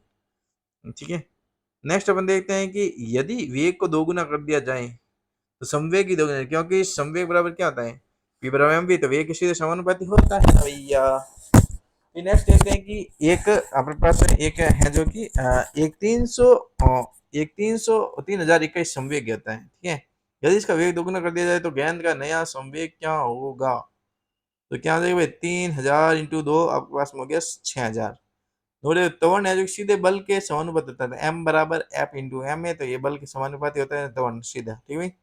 गति का दूसरा नियम आपके संवेग से संबंधित है और यह संवेग के प्रभाव को समझाने में भी मदद करता है। यदि एक इलेक्ट्रॉन और एक फोटोन की तरंगदैर्ध्य समान है तो उनका रैखिक संवेग समान होगा। उदाहरण के लिए एक क्रिकेटर प्लेयर जब एक गेंद को कैच करता है तो वह अपने हाथ पीछे की ओर, जिससे उसके हाथों को गेंद को रोकने के लिए अधिक समय मिलता है तथा आवेग भी कम हो जाता है। फिर देखते हैं कि जब एक व्यक्ति निश्चित ऊंचाई से सीमेंट की सतह पर गिरता है तो रे के संवेग में कुल परिवर्तन कम समय अंतराल में होता है, इसलिए सीमेंट की सतह अधिक बल डालती है, इसलिए व्यक्ति को चोट अधिक लगती है। दूसरी ओर यदि व्यक्ति मिट्टी के ढेर पर गिरता है तो मिट्टी दब जाती है, तो रे के संवेग में कुल परिवर्तन है जो कि अधिक समय में होता है, तो मिट्टी के ढेर के द्वारा लगाए गए औसत बल कम होता है और व्यक्ति को चोट कम लगती है। चीनी मिट्टी के बर्तन व ग्लास के बर्तनों को कागज या भूसे में लपेट कर रखा जाता है, ठीक है। दाब को इन बर्तनों तक पहुंचने में अधिक समय लगता है, इसी कारण ये बर्तन टूटते फूटते नहीं है। ये भी संवेग संरक्षण का एक उदाहरण है। कार, बस, ट्रक इत्यादि वाहन सॉकर के साथ आते हैं, ठीक है भाई। जब ये वाहन असमतल सड़क पर गति करते हैं तो सड़क द्वारा आवेगी बल लगाया जाता है। सॉकर का कार्य प्रभाव के समय को बढ़ाना, यह वाहन चालक पर लगने वाले झटके या उसको कम करता है, ठीक है भाई। तो अभी अपन जो पढ़ रहे हैं ना, ये सारे किसके उदाहरण पढ़ रहे हैं, किसके संवेग के उदाहरण, ठीक है भाई। फिर अपन देखते हैं कि अपने पास में होता है कि ट्रेन की बोगियों इसमें ट्रेन की बोगियों एक मध्यवर्ती बफर के साथ होती हैं। वे ट्रेन के उप मार्जन विभिन्न बोगियों का शामिल होने के दौरान आपके पास में गंभीर झटके से बचाते हैं ट्रेन की बोगियां। फिर देखते हैं अपने पास में होता है कि क्रिकेटर गेंद को कैच करना टेनिस बॉल को कैच करने से अधिक कठिन है, ठीक है, क्योंकि क्रिकेटर गेंद अधिक भारी व अधिक संवेग युक्त होती हैं, ठीक है, और इसलिए कैच के दौरान हाथों पर अधिक बल डालती हैं।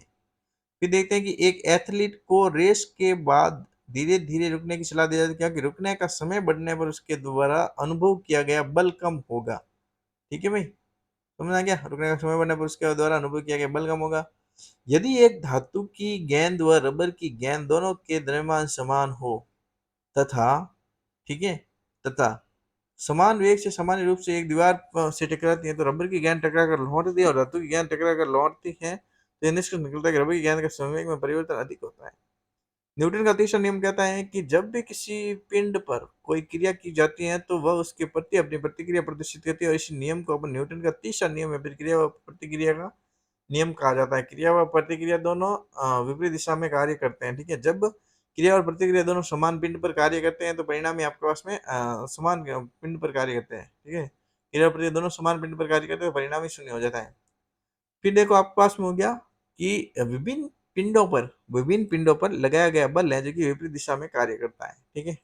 विभिन्न पिंडों पर बल लगाया गया बल है जो विपरीत दिशा में कार्य करता है। उदाहरण के लिए देखते हैं, चलने में एक व्यक्ति जब चलता है तो वह सतह पर पीछे की दिशा में एक बल लगाता है तो सतह पर बल के द्वारा आगे की धक्का देने प्रतिक्रिया हुआ भाग या सदिश की दिशा होते हैं, व्यक्ति को आगे बढ़ चलने में मदद देता है। फिर नेक्स्ट अपने पास में आता है कि तैरने में एक तैराक पानी को पीछे की ओर धकेलता है, पानी तैराक को आगे की ओर धक्का देता है तो इसे प्रतिक्रिया कहा जाता है। इसलिए बंदूक से गोली चलाने पर, तो जब एक बंदूक से गोली दागी जाती है तो गोली आगे की दिशा में गति करती है, गति क्रिया करती है तो वह बंदूक थोड़ा पीछे हटती है, इसे प्रतिक्रिया कहा जाता है, ठीक है। फिर देखते हैं पास में जेट विमान या फिर रॉकेट की उड़ान में, ठीक है, ईंधन के दहन में होने पर आप गर्म व अधिक संपीड़ित गैसें जैसे नोजल की सहायता से पीछे की दिशा में गति करती हैं, ठीक है। यह जेट वाहन विमान और रॉकेट को आगे बढ़ने की दिशा में समान बल से गति कराती है, ठीक है, प्रतिक्रिया होती है। फिर रबर की गेंद का दोबारा उछलना, तो जब एक रबर की गेंद या दीवार से उछलती है, दीवार फेंक देते तो यह दीवार के पर एक बल लगाती है और तो गेंद समान बल से उछलती है, ठीक है, प्रतिक्रिया होती है। रेत और बर्फ पर फिसलना चलना मुश्किल होता है, क्या होता है, क्योंकि रेत पर बल लगाने से यह विस्थापित हो जाती है और रेतीली सतह से होने वाली प्रतिक्रिया बहुत कम होती है। बर्फ में प्रतिक्रिया बल कम होने से पैर और बर्फ के मध्य घर्षण नहीं होने के कारण चलना मुश्किल हो जाता है। फिर अपन देखते हैं अपने पास में आता है कि लकड़ी के ब्लॉक को पीछे पकड़े बिना उसमें कील ठोकना मुश्किल होता है, क्योंकि जब लकड़ी के ब्लॉक का स्थिर नहीं होता है ना तो कील और ब्लॉक दोनों की ही हथौड़ी के द्वारा मारने पर आगे की ओर गति करते हैं, ठीक है। इसलिए जब ब्लॉक को सहारा या पकड़ा जाता है तो फिर कील को ठोका जाता है तो सहायक ब्लॉक द्वारा आपके पास में कील पर प्रतिक्रिया की जाती है। नाव का चप्पू चलाना, नाविक का पानी को पीछे की ओर धकेलता है तो पानी नाव को आगे की ओर विस्थापित करता है। ये भी क्रिया प्रतिक्रिया है इन्हीं में। पत्थर को लात मारने पर व्यक्ति को प्रतिक्रिया के कारण चोट होती है। ठीक है, अगर पत्थर प्रतिक्रिया करता है तो मेरे को बल लगे, मैं भी तेरे को बल लगाऊंगा, उससे चोट लगती है। न्यूटन के गति के नियम जो रॉकेट इंजन, जेट इंजन और विक्षेपित गुब्बारों द्वारा बल उत्पन्न कराने की व्याख्या करते हैं। ठीक है, न्यूटन की गति के नियम किसके? रॉकेट इंजन हो गया, जेट इंजन हो गया, विक्षेपित गुब्बारों द्वारा बल है, ये सारे उत्पन्न कराने की ये व्याख्या करते हैं। अब गति के नियम से संबंधित अपन महत्वपूर्ण शब्द देखते हैं, जैसे इम्पल्स, जैसे आवेग कहा जाता है। एक निश्चित मात्रा में, निश्चित समय के साथ में एक पिंड पर लगाया गया, निश्चित मात्रा में, निश्चित समय के साथ एक पिंड पर लगाया गया जो संवेग में परिवर्तन करता है उसे अपन आवेग कहते हैं। संवेग में परिवर्तन क्या कहलाता है भाई? आवेग कहलाता है। ठीक है, आवेग की ऐसा इकाई होती है जो कि न्यूटन सेकंड होती है। आवेग की ऐसा इकाई क्या होती है? न्यूटन सेकंड होती है। आवेग का वी में विश्लेषण होता है M1 L1 और T1 S2। समय के लिए होता है, आवेग अलग होता है। ठीक है, शरीर पर एक आवेग बल का प्रभाव है, आवेग है, शरीर पर एक आवेग है, बल का प्रभाव केवल इसके आवेग की संदर्भ में। फोर्स बल क्या है? किसी वस्तु को खींचना है, धक्का देना बल है।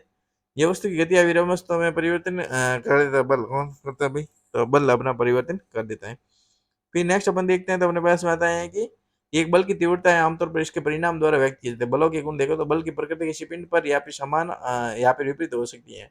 प्रकृति में बल कभी भी अकेला नहीं होता, यह दो वस्तुओं के बीच में परस्पर क्रिया है। बल है वस्तु पिंड की चाल एवं गति की अवस्था में परिवर्तन करता है। जब दो समान बल किसी पिंड पर विपरीत दिशा में कार्य कर रहे हो तो पिंड पर कार्य करने वाला बल है जो शून्य हो जाता है। मूल रूप से यह दो बलों के परिणाम का अंतर होता है। ठीक है, इस स्थिति में पिंड है जो कि साम्य अवस्था में बना रहता है तथा चाल में कमी होती है। फिर देखते हैं एंगल 180 डिग्री दे लो, ऐसा होता है। जब किसी पिंड पर कार्य करने वाले दो बल दिशा में समान होते हैं तो पिंड पर कार्य करने वाला कुल बल सभी बलों का योग होता है। और यदि किसी वस्तु पर बल लगाया गया बल हमेशा गति की दिशा में होता है तो वस्तु की गति बढ़ जाती है। संवेग संरक्षण का नियम देते हैं, यदि किसी निकाय पर लगने वाले सभी वायु बलों का योग शून्य होता है तो निकाय के संवेग में परिवर्तन भी शून्य होता है। अर्थात निकाय का संवेग संरक्षित या भी नियत रहेगा। एम द्रव्यमान के लिए, निकाय के लिए, जैसे कि एम प्रारंभिक माइनस एम पी अंतिम। ठीक है, तो एम वी प्रारंभिक माइनस वी एम वी अंतिम। ठीक है, अंतरिक्ष में रॉकेट उड़ाना संरक्षण के सिद्धांत पर आधारित है। ठीक है, अंतरिक्ष में जो रॉकेट उड़ाना है वो किसे भाई? अंतरिक्ष में रॉकेट उड़ता है वो संवेग संरक्षण पर आधारित है। जेट इंजन भी संवेग संरक्षण पर कार्य करता है। और जब दो बिलियर्ड्स गेंदें एक दूसरे से टकराती हैं तो संवेग संरक्षण का अनुपालन करती हैं। ठीक है, तो ये अपने आप में बिलियर्ड्स जो होती हैं बस रहते हैं। जब एक दुर्घटना में दो कार्य टकराए तो संवेग संरक्षण के नियम की अनुपालन होती है। ठीक है, फिर देखिए याद रखने के लिए कुछ प्रमुख बिंदु देखो। संवेग बढ़ेगा तो वेग बढ़ेगा, वेग बढ़ेगा तो चाल बढ़ेगी। ठीक है, संवेग के बढ़ने से वेग बढ़ेगा, वेग बढ़ने से चाल बढ़ेगी। यदि संवेग में 2 गुनी वृद्धि होती है तो उनकी गतिज ऊर्जा 4 गुनी वृद्धि होती है। ठीक है भाई, संवेग में 2 गुनी वृद्धि हुई तो गतिज ऊर्जा में 4 गुनी वृद्धि। जब कार की गति 2 गुनी कर दी जाती है तो कार को समान दूरी पर रोकने के लिए ब्रेकिंग फोर्स 4 गुना हो जाता है। ठीक है भाई, कार की गति 2 गुनी करने पर उसमें फोर्स भी 4 गुना लगाना पड़ेगा। कुएं से पानी खींचने के लिए एक स्तर घेरने का उपयोग किया क्योंकि बल एक सुविधाजनक दिशा में लगाया जाता है। ठीक है भाई, फिर देखो आपके पास में जिसकी यदि संवेग में 2 गुनी वृद्धि होती है तो उनके गतिज ऊर्जा में 4 गुना वृद्धि हो जाती है। संवेग में 2 गुना से गतिज। अब देखो आपके पास में कुएं में घिरनी लगी जाती है किसी संवेग के लिए। एक बम जो विरामावस्था में कई टुकड़ों में विस्फोट के बाद इसके सभी टुकड़ों में अंशों का कुल संवेग जो शून्य हो जाता है। अलग अलग दिशा में बिखर जाता है। ठीक है, तो संवेग शून्य हो गया। फिर देखो 10 ग्राम की एक गोली है, 8 किलोग्राम द्रव्यमान की एक बंदूक से 40 मीटर प्रति सेकंड के वेग से दागी जाती है तो बंदूक का प्रतिक्षेप वेग क्या होगा? ठीक है, तो प्रतिक्षेप वेग के दो या संवेग के दो क्या होगा? तो देखो आपके पास में एक गोली का द्रव्यमान क्या दे रखा है? 10 ग्राम, मतलब 0.01 किलोग्राम कह सकते हैं इससे। ठीक है, फिर दे रखे हैं 8 किलोग्राम द्रव्यमान की एक बंदूक से। ठीक भाई, तो देखो 8 किलोग्राम द्रव्यमान की बंदूक से 40 मीटर प्रति सेकंड के वेग से दागी जाती है तो अपने पास वेग क्या हो गया? तो ये हो गया। अब देखो बुलेट का द्रव्यमान हो गया 0.01 और बंदूक का द्रव्यमान क्या हो गया? 8 किलोग्राम। तो बंदूक का वेग अपन को देखना। ठीक है, तो बंदूक का वेग क्या होगा ये देखना है। तो प्रतिशत वेग होगा जो कि आपस में 0.05 मीटर प्रति सेकंड होगा। क्यों होगा ये देख लीजिए। ठीक है भाई, ये बराबर हो गया। देखो जब एक पिंड फिसलता है या फिर दूसरे पिंड पर लुढ़कता है तो वह बल जो सापेक्ष गति का विरोध करता है जो निकाय की सतह के मध्य होता है इसे घर्षण बल कहते हैं। एम द्रव्यमान के निकाय के लिए आप निकाय पर लगा हुआ क्षैतिज बल होता है। ठीक है, आप देख लीजिए घर्षण बल बराबर क्या क्या म्यू एम जी। एन बराबर एम जी, एन अभिलंब बल है, एफ पर लगाए बराबर है, एम जी बराबर बाहर हो गया। घर्षण का कोण है और विराम का कोण एक दूसरे के बराबर होते हैं। घर्षण बल किसी वस्तु की गति की अवस्था को बदलने के लिए उत्तरदायी होता है। कौन भाई? घर्षण बल होता है। उसके बाद देखिए घर्षण के लिए कुछ और अपन देखते हैं। ठीक है, तो देखिए घर्षण के लिए कुछ और। घर्षण के एक इस क्षयकारी बल है। घर्षण सतहों की चिकनाई पर निर्भर करता है। घर्षण बल सदैव आरोपित बलों का विरोध करता है। घर्षण दरों की दो सतहों के मध्य सापेक्षिक गति पर भी लगता है और श्यान बल कहलाता है। और यह गैसों में भी उत्पन्न होता है घर्षण बल। घर्षण बल द्वारा किया गया कार्य सदैव ऋणात्मक होता है और खुरदरी सतह पर घर्षण अधिक होता है। इसलिए यदि साइकिल जैसी कोई वस्तु खुरदरी सतह पर चलती है तो उसकी गति कम हो जाती है। ठीक है। घर्षण संपर्क में घर्षण है जो कि संपर्क में घर्षण है जो कि संपर्क में अनियमितताओं के कारण होता है। और यदि दो सतहों पर जोर से दाब लगाया जाए तो सतहों के बीच घर्षण बल हो जाए। घर्षण के प्रकार एक स्थितिक घर्षण होता है जब दो पिंडों सतह या विराम में अवस्था में लेके आ जाते हैं उस समय कार्य करने वाला स्थितिक घर्षण होता है। सीमांत घर्षण जब एक पिंड दूसरे पिंड पर गति करने वाला हो तो वह चरम मान ही सीमांत घर्षण होता है। ठीक भी मैक्सिमम वैल्यू ऑफ घर्षण के। और जैसे ही दो सतहों के मध्य लगने वाला बल में एक का मान सीमांत घर्षण से अधिक होता है तो वह पिंड गति कर देता है। एक सर्पी घर्षण होता है वह घर्षण जो कि वस्तु पर कार्य करता है जब वे सतह पर फिसलते रहे होते हैं तो उसे वह सर्पी घर्षण। इसलिए फर्नीचर के टुकड़े को फर्श पर खिसकाना शुरू करने के बाद में उसे पहले स्थान पर ले जाने की तुलना में स्लाइड करना आसान होता है। फिसलने वाला घर्षण है जो कि आपके पास में उपयोगी हो सकता है। ठीक है। उदाहरण के लिए जब आप पेंसिल से लिखते हैं तो आप फिसलने वाला घर्षण का उपयोग करते हैं। ठीक है। पेंसिल की नोक कागज पर जैसे फिसल रहे हो, ठीक है, एक लोटनी घर्षण होता है। ठीक है। तो वह घर्षण जो वस्तुओं पर कार्य करता है जब वे सतह पर लुढ़क रहे होते हैं तो ठीक है लोटनी घर्षण सर्पी घर्षण और स्थैतिक घर्षण की तुलना में बहुत कमजोर होता है। लोटनी घर्षण की सर्पी घर्षण और स्थैतिक घर्षण के बहुत कमजोर होता है। यह बताता है कि साइकिल कार या फिर चार पहिया रोलर स्केटर से वाहन अधिकांश रूप पहियों का उपयोग करते हैं। ठीक है। इसलिए अपन बोलते हैं ये बताता है कि साइकिल इनमें उपयोग करते हैं पहियों का। ठीक है। फिर अपन देखते हैं कि अपने पास में आता है कि उदाहरण देखते हैं जमीन के साथ लुढ़कती हुई गेंद को धीरे धीरे धीमी हो जाती है और अंत में घर्षण के साथ कारण रुक जाती है। स्थितिक घर्षण नोट स्थितिक घर्षण देखते हैं सर्पी घर्षण और लोटनी घर्षण। ठीक है। घर्षण को परिवर्तित करने के तरीके पॉलिश करके अपन कर सकते हैं स्नेक के द्वारा तेल ग्रीस के द्वारा। ये पदार्थों के उचित चयन से टायर रबर से बने होते हैं और क्योंकि रबर और कंक्रीट के मध्य का घर्षण आयरन और कंक्रीट के घर्षण से कम होता है। स्टीम लाइन हो गया निकाय के आकार को व्यवस्थित कर अपन वायु के घर्षण को कम किया जैसे विमान वगैरह। ये बॉल बियरिंग के अपन प्रयोग से जैसे कि इसमें दो ए और सी दे रखे हैं। ठीक भाई बॉल बियरिंग इसमें भी अपन कर सकते हैं। ठीक भाई। फिर नेक्स्ट देखते हैं ठोस सतहों के मध्य हवा का एक पतला तकिया बनाना। ठीक भाई ठोस सतहों के मध्य अनुप्रयोग देते हैं कारों के ब्रेकिंग पैड किसी पहिए में बॉल बेयरिंग का कार्य गतिज घर्षण का को लौटनी घर्षण में बदलना होता है। एक भारी डिब्बे को आसानी से एक स्थान से दूसरे स्थान पर ले जाना यह अनुप्रयोग है। ठीक भाई। और कांच का गिलास पकड़ना ये भी आपका फिसलन से बचने के लिए घर्षण को कम करने के लिए वाहन के टायरों से ठीक हवा भरी होती है। ठीक है। ठीक से हवा भरी जाती है। ठीक है। फिर देखते हैं हमारे घर्षण न होने के कारण अपन बर्फ पर चलना कठिन होता है। ध्रुवों द्वारा लगाए गए घर्षण बल को अपन कर्षण बल बोलते हैं या ड्रैग फोर्स बोलते हैं। देखिए ध्रुवों के द्वारा उसको बोलते हैं क्या भाई क्रैश फोर्स बोलते हैं अपन। फिर अपन देखते हैं कि अपने पास में एक आता है कि पहाड़ पर चढ़ने वाला व्यक्ति स्थिरता बढ़ाने के लिए आगे की ओर झुक जाता है। घर्षण के कारण जब कोई मशीन चलती है तो ऊष्मा के रूप में ऊर्जा व्यय होती है। मोड़ पर कार की गति देखते हैं अपन तो अधिकतम आवश्यक वेग और उसके आगे आगे ठीक है इसका घर्षण बल एक आगे और पढ़ेंगे अपन। ठीक है।